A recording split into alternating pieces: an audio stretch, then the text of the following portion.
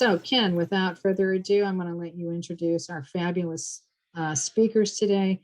We, again, are so honored to have them here. And I want to say, thank you. Well, I'm really pleased to introduce these folks because I've had such a long association with the old Easton Hospital and the St. Luke's Fountain Hill location. It was in a pulmonary critical care practice, Joe, and with 5 other physicians. So I spent a lot of nights overnight in the emergency rooms and in the ICUs at both hospitals. So let me just tell you a little bit about these folks who have outstanding resumes. So I can only pick and choose some things on here or you'd be all day. Linda Grass is currently the president at the St. Luke's Easton campus, and she served as president at Stewart Hospital before that and then managed the transition. She had 30 years of healthcare experience in the Lehigh Valley and in Philadelphia. She was the president and CEO of Jean's Hospital, which is another connection, Linda, because I lived very close to that and went past it very frequently on my way to the Fern Rock train stations to get down into Philadelphia for medical school, and all the way to South Philadelphia at St. Agnes Hospital, where I had rotations. That was a long and early train ride. Anyhow, great place. And then CEO of Lower Bucks Hospital. She says that she takes a patient-centered approach and drives growth through service excellence and development of key clinical programs. It's a great guy. Her first career was in physical therapy. It looks like you have 2 master's degrees, if I'm reading this right. One was in Arcadia, and that's another connection, Linda, because I lived right outside Glenside for years, and also knew that as Beaver College at the time. Yeah, small world.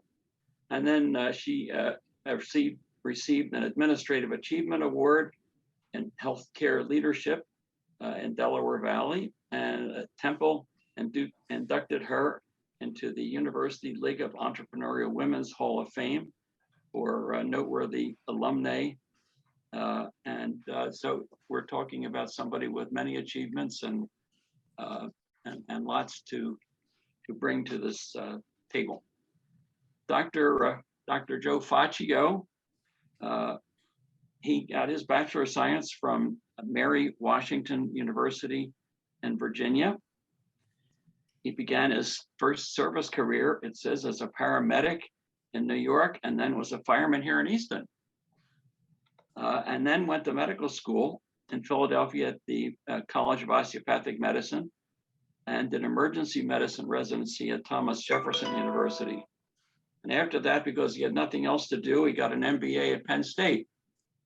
So he's now Vice President of Medical Affairs at St. Luke's. And my connection to you, Joe, is that I was Vice President of Medical Affairs and Head of Education Programs for the residents and students and so forth when I was there. So I'm happy to see that someone so wise and capable is in that chair and going to carry this transition through to fruition.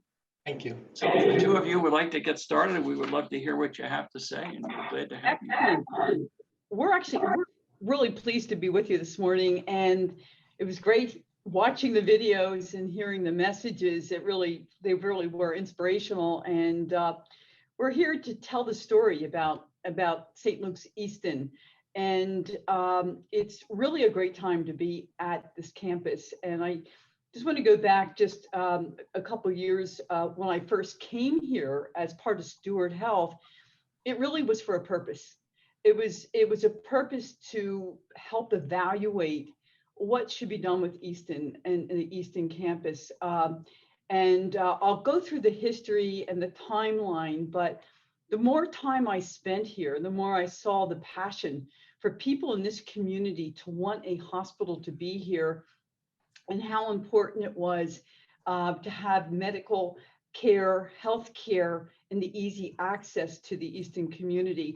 I heard many stories about that people who had their babies here, they were born here, they had their heart surgery here, they had their care here. So, to me, there was just a huge need to make sure that the right things happened to this hospital. So hopefully as we walk through this, Dr. Faccio and I will tell the story, but it really is a great day here with a new life and a new future. So why don't we begin, and I'll walk through, first of all, the agenda. We'll, Kara, do you want to put the presentation up, and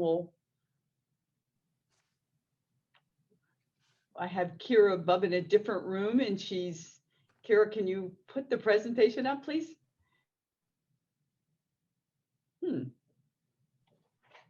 Here you go. It's coming. Okay, there it is. Okay, excellent. We've got it now.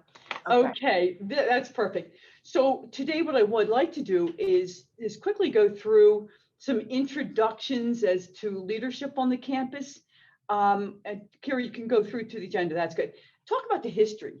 The one thing I have learned at Easton Hospital is over the past 100 years, there has been a lot of history. It's really rich in all kinds of stories and events, some good, some not so good, with some of the changes of hands and the whole bit, but they were all there for the right reasons at the time.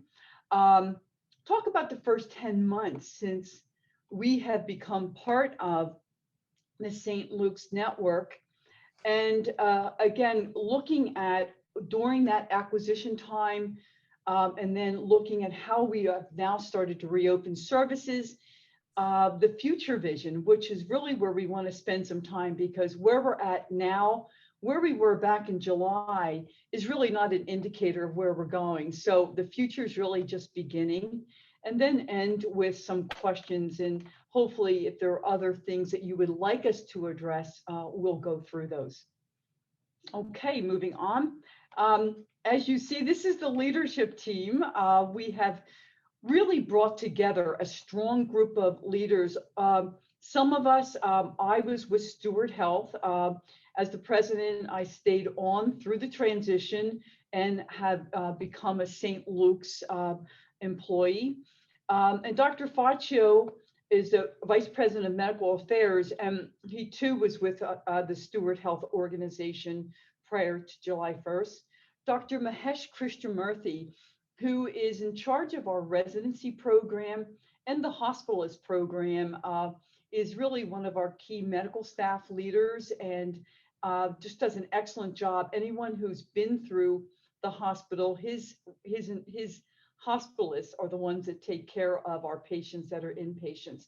And then our Chief Nursing Officer, our Vice President of Patient Care Services, Elisa Lanive, who also serves the Warren campus. We thought that would be very beneficial to have that overlap, so that when we needed, whether it be staffing or other services, we have one person who can help between the two campuses. Okay, next slide. That is the old picture of Easton Hospital. As it stands today, that was the original, but there has been many wings built onto that, as we'll talk on the timeline.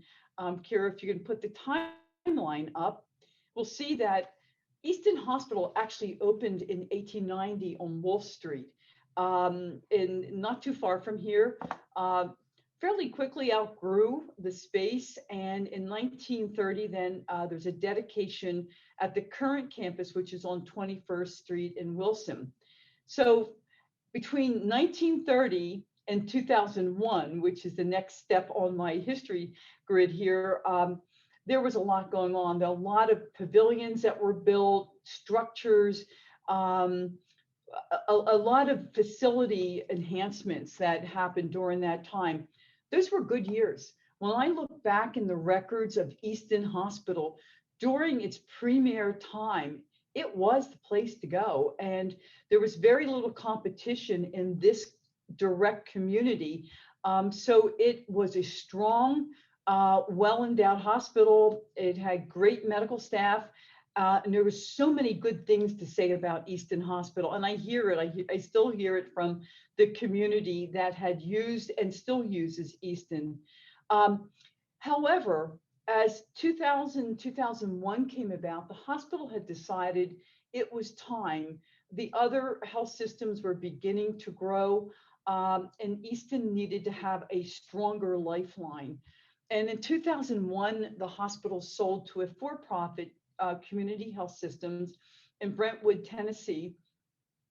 And CHS was actually a very strong hospital health system at the time, owned other hospitals in the greater in Pennsylvania, in the Scranton, Wilkes-Barre, out into central Pennsylvania. And it's actually a national for-profit.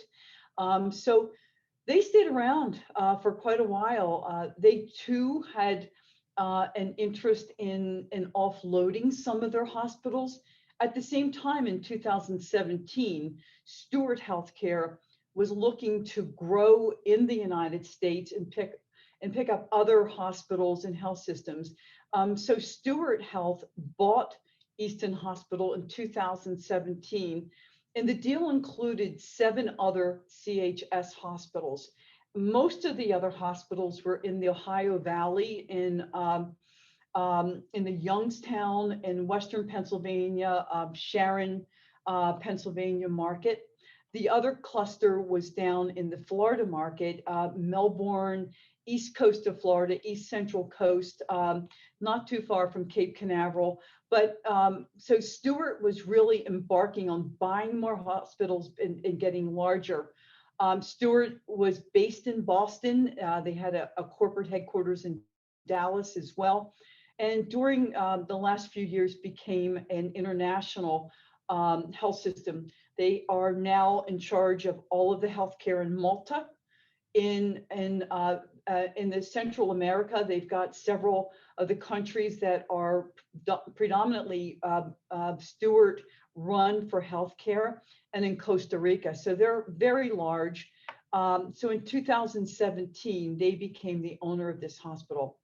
Now, over a 3-year period, Stewart had also identified the fact that it was a standalone hospital, and Stewart likes clusters of hospitals. They do their best business where they've got 3 or 4 hospitals, and actually that's not a bad thing, because there's economies of scale, there's other ways that they help each other.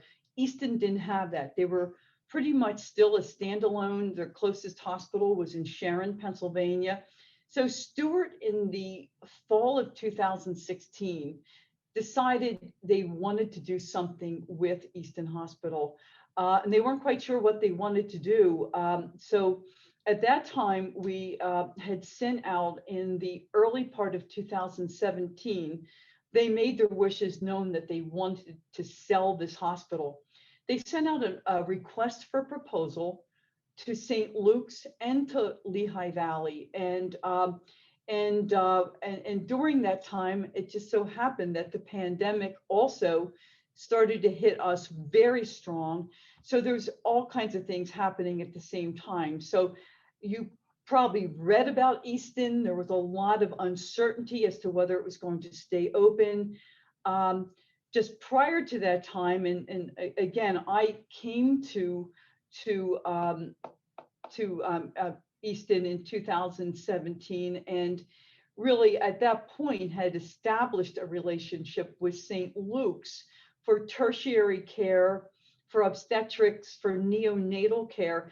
And I found them to be a very open, welcoming, quality partner. And we were still Stewart Health, but we needed to have a go-to organization that was bigger, stronger, and had more programs. So already, even though we had sent a proposal out to see who wanted to acquire this hospital, it came down to the negotiations during that spring of 2020, and St. Luke's emerged as the next health system that would be acquiring Easton Hospital.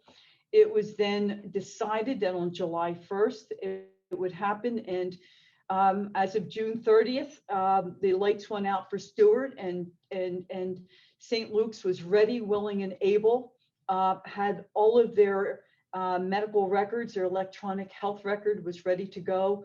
All systems were ready, and it was one of the smoothest transitions I have ever seen. So we're very happy.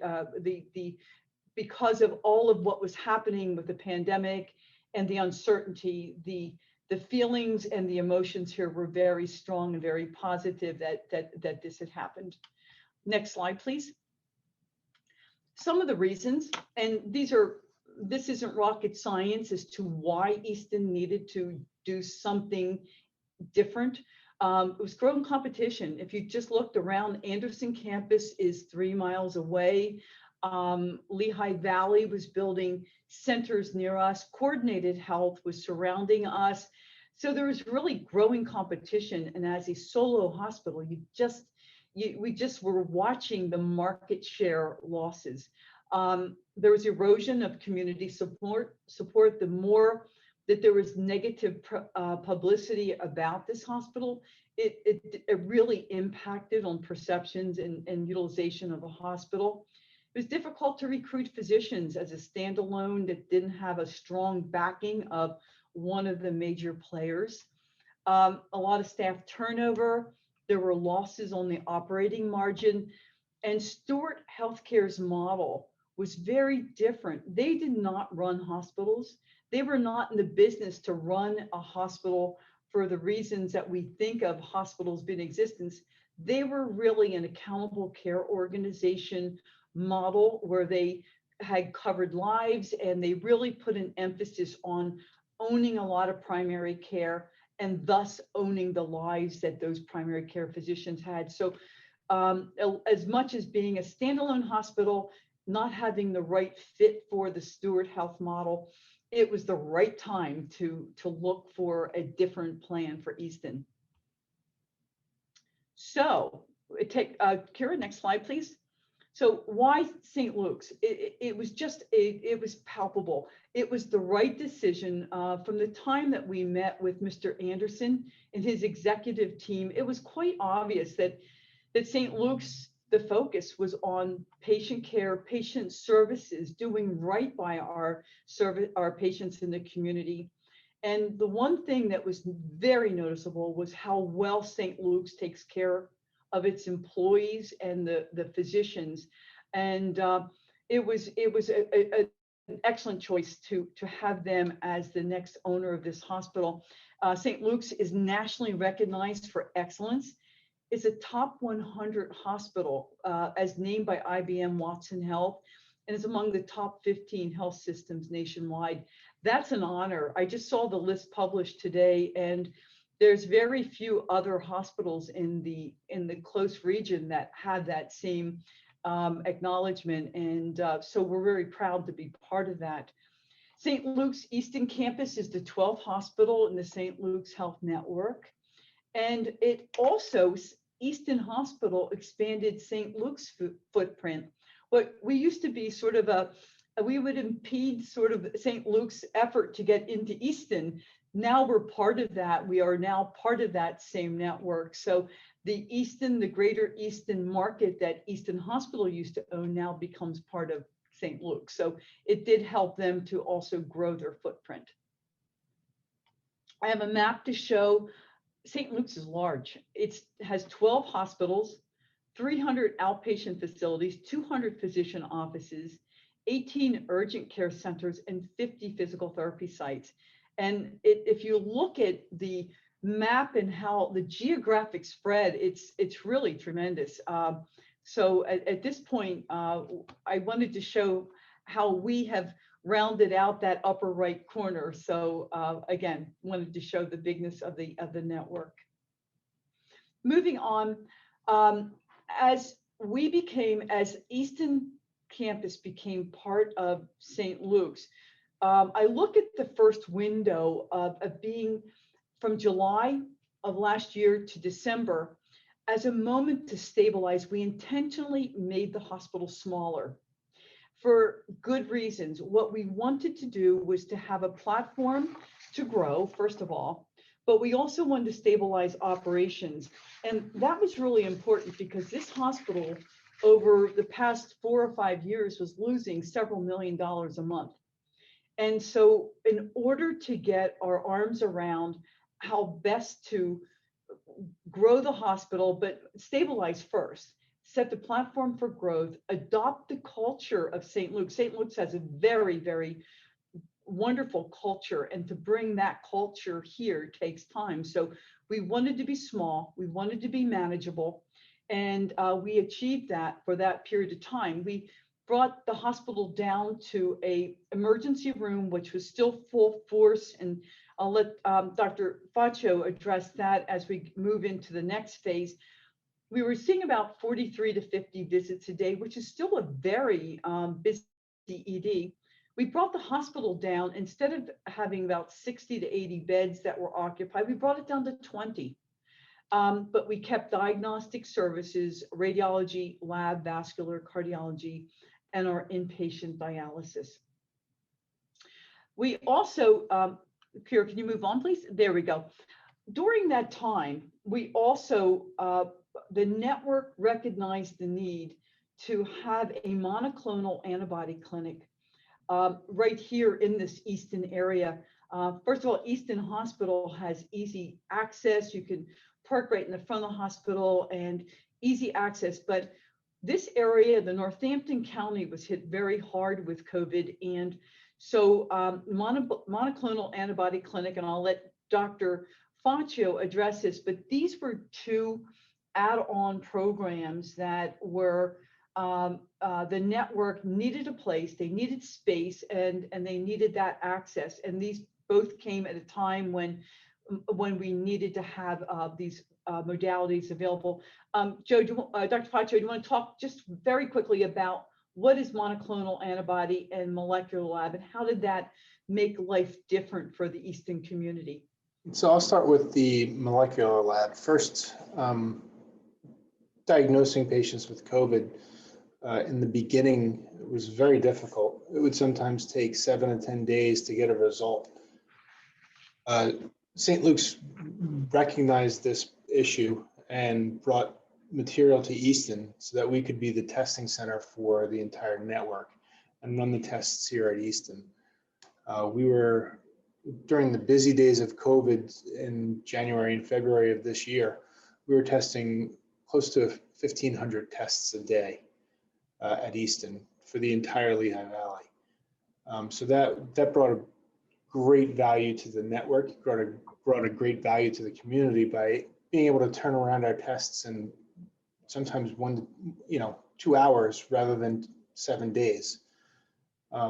Really great foresight with the network, and a great addition to the campus. Another thing that the network decided was that we needed to provide monoclonal antibodies to our patients who had COVID.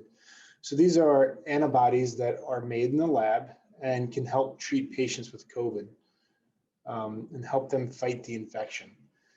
So our can-do attitude at Easton, they gave us the goal to open up a monoclonal antibody infusion center, and later on that week we had it open. This is a treatment that really has changed the way we treat patients with COVID. It's kept many, many people out of the hospital and many, many people from getting very sick. When we infuse this monoclonal antibody to patients, some patients stated that they had results just the next day.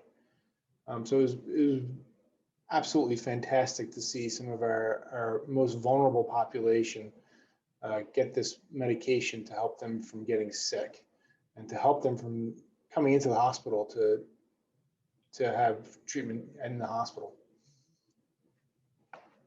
Good. Thank you, Joe. This really it was just amazing. We were seeing 22 patients a day, and it was just a constant flow of patients. During the peak of COVID, I was just impressed how the team, we were asked about 3 or 4 days before this all started to open this lab, and the team just rallied, got it together. We got some of the best infusion nurses from all the campuses, and it's still running now. We don't see as much COVID, obviously, but it's still running. Kira, next slide, please. So that was the first phase. In January to July of this year, we named the second phase as the reopening of services. Started small, remember, in phase 1, but then phase 2, we knew we wanted to start reopening and expanding things. So the emergency department started to continue to its growth. We went from 43 visits a day up to 55 visits a day. And that's significant for an ED. We opened our ORs.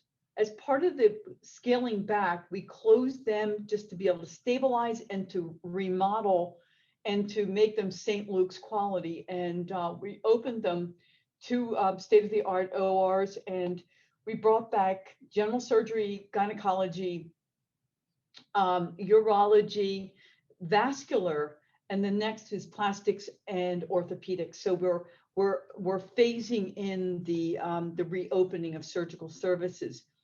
Something else that was incredibly beneficial to the St. Luke's system, and a picture of our GI team there at the bottom is the Twin Rivers GI practice. We're no strangers to the Easton area, and St. Luke's acquired that practice. And for the most part, they have always done their cases at either Easton or at the endo center that they had owned. That's all now part of St. Luke's, and we are extremely proud to have them. They're very busy. Again, we've opened the GI endo procedure rooms back up, and the team is doing their cases here, including basic colonoscopies, endoscopies, and some of the more sophisticated cases, ultrasound of the esophagus and other procedures. So we're really, they're the best, and we're really proud to have them as part of St. Luke's. Moving on, some of the other services we opened up were interventional radiology, vascular services. If you've read in the paper, Dr. Jay Fisher, who is part of the vascular team at St. Luke's, is very actively involved here. Jay grew up here, essentially. He did his residency, and he's been here a long time, is a well-respected surgeon, vascular surgeon, and is back doing cases here. We opened our pulmonary functions test, and along with some of these other clinical openings are the facility upgrades. So as we are moving on with opening services, St. Luke's is funding renovations, refurbishing, modernization of the areas where patient care is rendered. So the next phase is the future vision. So starting in July, actually, will be really the beginning of the next life of Easton Hospital, and it's very exciting, actually. There are so many balls in the air right now, I'll describe it as, with programs that are about to open. So I'll walk through them. The emergency department is again planned for growth, and after I go through the list, Dr. Faccio will talk more about the ED. We're going to expand the med-surg beds. Remember we started with 20. We now are planning the 50-bed reopening. Something very, very needed and unique in this area is the addition of an adolescent behavioral health unit, inpatient unit. We're seeing more and more, and I think the pandemic has spurred some of this, but the more adolescents, the 12 to 17-year-olds coming in crisis, not able to continue their lives, their family life is in jeopardy, their school life is in jeopardy. This patient is a 16-bed inpatient unit, and will be opening in September to early October. And I say that only because after you open and rebuild a program, the state needs to come in and give the stamp of approval. So that should be in September, well underway at this point. And we'll have an open house. I invite you to come back. It will be a beautiful unit for a much needed calls. The addition of specialty services, which is really what is going to also rebuild Easton. There will be an orthopedic and joint center. It just started. If you look at the front of the hospital right now, it's full of bulldozers, cranes, lots of excavation going on. It's really the starting stage of what we're going to be doing. As you look at the front of the hospital to the right, that whole area will be gutted, and there will be an orthopedic and joint center built with really some of the finest orthopedic surgeons from the St. Luke's system. And Dr. Faccio will talk about who they are and what they'll be doing. But that center will open up in fall of 2021. So that's going to move very quickly, but it will be right here, and it will be a major addition. The second thing, down on Butler Street, where we currently have some of our offices in that strip mall.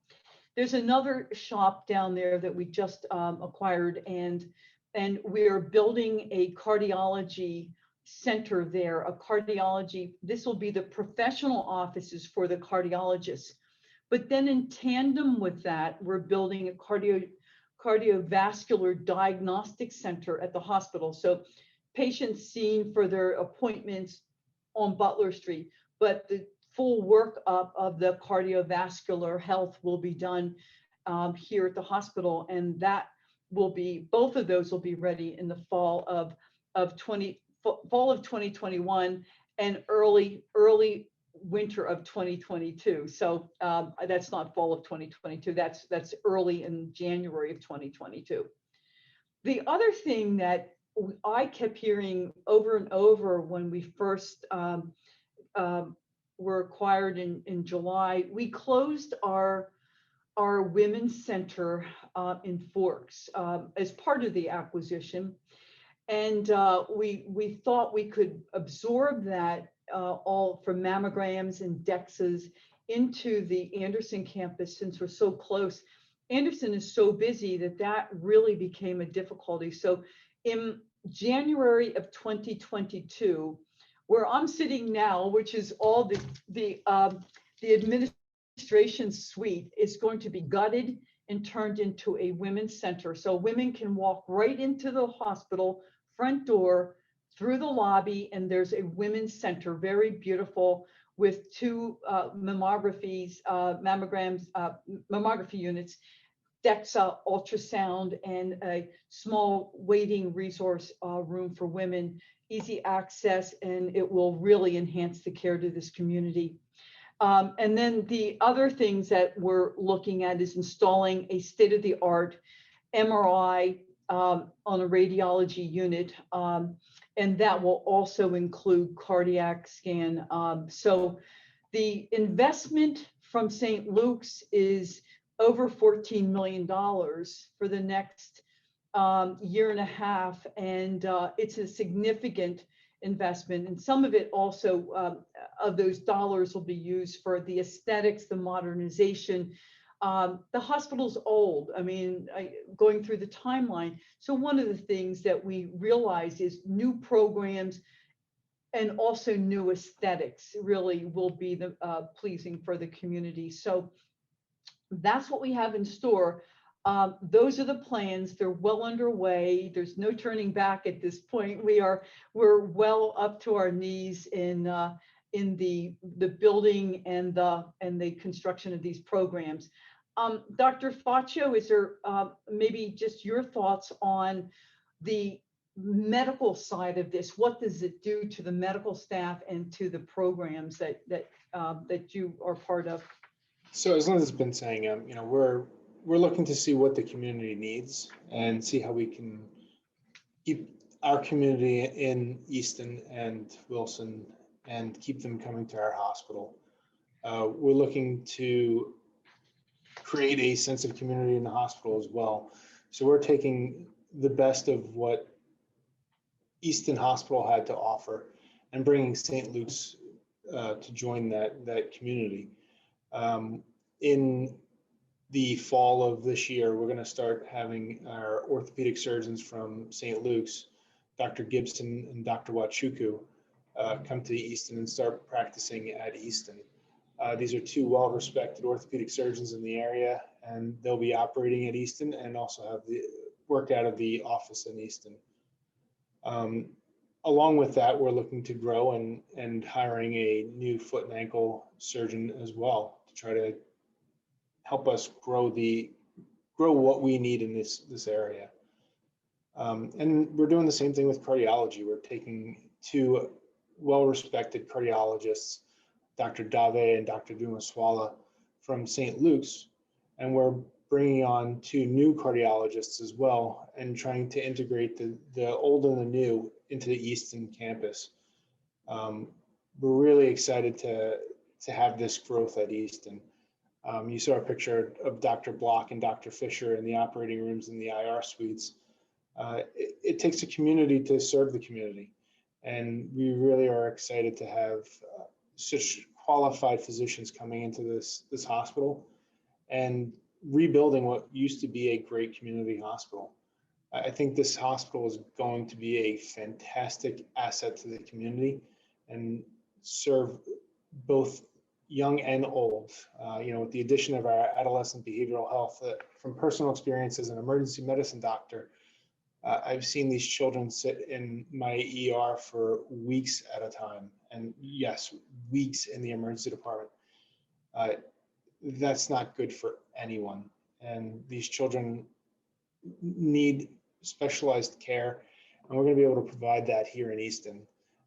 We've been sending children to Pittsburgh after spending a week in my ER, sending a patient to Pittsburgh for adolescent behavioral health. So this is going to be a specialized service that we can provide and hopefully keep our children in the area where they're growing up. I just want to give a plug for Dr. Faccio. When I first interviewed Joe a couple of years ago, when we were recruiting him, I asked him about his background and how he got into emergency medicine. And he shared with me his background was a firefighter in Easton and also a EMS, and that really motivated him to go back to medical school and to get a residency in emergency medicine. So I really enjoy watching his interactions. He knows it, he's lived it, and he's very much a part of this community. And Dr. Faccio, you're serving on how many boards for the EMS at this point, advising boards? So right now I am the medical director for Easton Fire Department, Wilson Fire Department, Nazareth EMS, and Northampton County 911 Center. I try to make sure that I'm going back to my roots as a paramedic and a fireman, and really serving those people that serve us. I feel like our firemen and our EMS providers and our 911 center, these are people that work day and night to help serve the community. And as a leader in the community, I try to make sure that I'm serving them as much as they're serving us. Yeah. Good. Any questions for us? This was a mouthful of a lot of things that are happening, but it's exciting. It's the team. Again, I can't give enough kudos to the frontliners, to all of the employees that through the pandemic, through all the news that the hospital might close, through the news that we're being acquired, making the transition happening and not missing a beat. Our beds were full of COVID patients. They were the ED. There was so much going on, and there wasn't one person who walked away disgruntled. They stayed because they wanted to be here. And this is a truly committed team to continue to see this hospital move into the future. Any questions, comments, concerns? Well, I'll start it off, but first I'll put my mask back on. Good.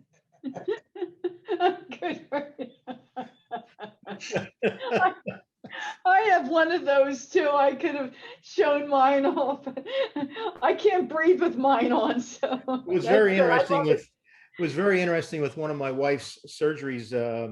I think it was the one in February. I was up at Fountain Hill, and I went to get something to eat, and I was wearing that mask and I was wearing my badge.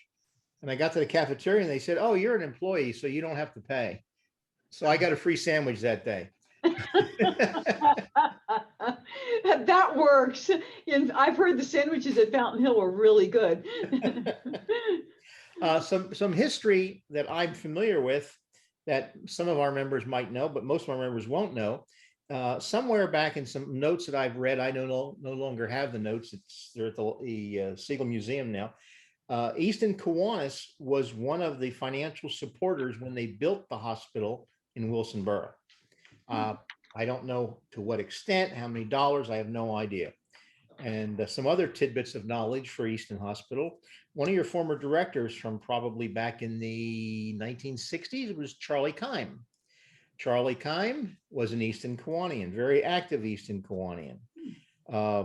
Actually, the badges and the mask and a few other little tidbits came from David Yanishek in your PR department, someone who's a friend of mine, when he and I were exchanging some emails back and forth a while ago. And then lastly, I'll point out the fact that wish to thank St. Luke's for supporting our 100th anniversary project for Easton Kiwanis the other year, when they provided us some funds for the Playground and Gardens project at the Boys and Girls Club. I was hoping Dean Young from the Boys and Girls Club would be on, but he didn't get on today. So yeah, some tidbits for your background with Easton Kiwanis and Easton Hospital. Great, good to know. Thank you. Yeah, another comment. One of our former Easton Kiwanis members was an employee of the Easton Hospital. She took care of the senior, had an involvement with the senior center. Her first name was Audra. I can't remember her last name. It started with a P, if I recall correctly, but she was a member of our Easton Kiwanis for a little while. Audrey I can't say her last name, but Audrey. Yeah. Okay, there you go. Yes, I just heard from her last week. She was taking a little break, and she's working actually at Lehigh Valley now in some type of reception phone service of some sort. But I guess she's in part-time right now. I wanted to ask you, what are you sending out now? What's the triaging process, and to whom and what types? So we're seeing just about everyone come through our emergency doors, just like we did last year. It's a bit more difficult to triage throughout the hospital. At this point, we don't have an ICU in the hospital, so we're a little bit more selective on the patients that we keep. If we feel like you're going to need ICU care, we've been transferring to some of our other hospitals that have ICU availability. As we are growing, we are keeping more and more patients in our community, which is one of my big focuses, is to try to keep the patients where they want to be. Patients that come to Easton Hospital have been coming to Easton Hospital for 60 years. And they want to stay there. They don't want to go to another hospital for a good reason. We provide the care that they trust, as St. Luke's says. We want to continue to have their trust, and we want to keep them here as much as we can. So that's part of our growth plan, is to keep our cardiology patients, to keep our orthopedic patients here in the hospital, and we're going to do that over the next few months. Working as a system, I wondered if somebody came in with an apparent acute MI, would they be better to start at the current campus, your campus, or go to Anderson campus? Or I understand that the urgent caths are happening at Fountain Hill. Is that right? And just bring me up to date on that, if you wouldn't mind. Yeah, so we have a good working relationship with EMS. And if you call 911, EMS is already going to triage you to the appropriate cath destination. So at this point, we do not have a catheterization site at Easton. But working with EMS, we've tried to limit the time because it's very important to get to the cath lab as quickly as you can. So EMS is going to triage appropriately. And then if people walk into our front door with an MI, we're going to do everything we can to get you treated appropriately in our ER and then out to the cath lab at Bethlehem as quickly as we can. And this is a similar process that a lot of hospitals have used who don't have catheterization labs on site.